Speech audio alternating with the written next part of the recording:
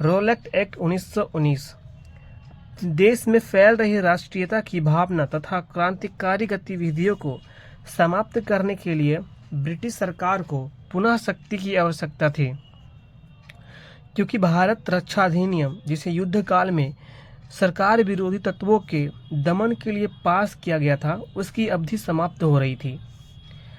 इसी संदर्भ में सर सिडनी रोलेक्ट की अध्यक्षता में एक सेडिएशन समिति का गठन होता है।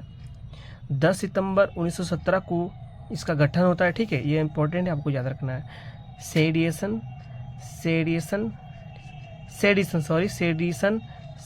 समिति का गठन 10 सितंबर 1917 को होता है। ठीक है, सेडिशन समिति का गठन 10 सितंबर 1917 को होता है। सेडिशन समिति का गठन 10 सितंबर 1917 को होता है। सेडिशन समिति का गठन 10 सितंबर 1917 को होता है। याद रखिएगा, आप लोगों को इम्पोर्टेंट है।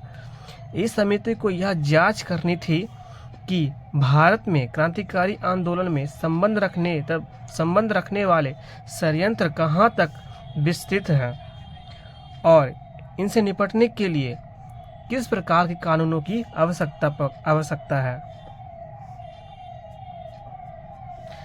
रोलेक्ट समिति ने अपनी रिपोर्ट अप्रैल 1918 में पेश की। समिति के प्रतिवेदन के आधार पर 2 विधेयक बनाए गए। 18 मार्च 1919 को क्रांतिकारी अराजकता अधिनियम को पारित कर दिया। इसकी अवधि 3 वर्ष की थी। इसे ही रोलेक्ट एक्ट कहा जाता है। ये पॉइंट आपको याद रखना है। 18 मार्च 1919 को क्रांतिकारी अराजकता अधिनियम को पारित कर दिया गया। इसकी अवधि 3 वर्ष की थी। इसे ही रोलेक्ट एक्ट कहा गया है। इसे ही रोलेक्ट एक्ट के नाम से जाना जाता है। ठीक है, मेन डेट आपको याद रखना है। 18 मार्च 1919 को क्रांतिकारी अराजकता अधिनियम को पारित कर दिया गया।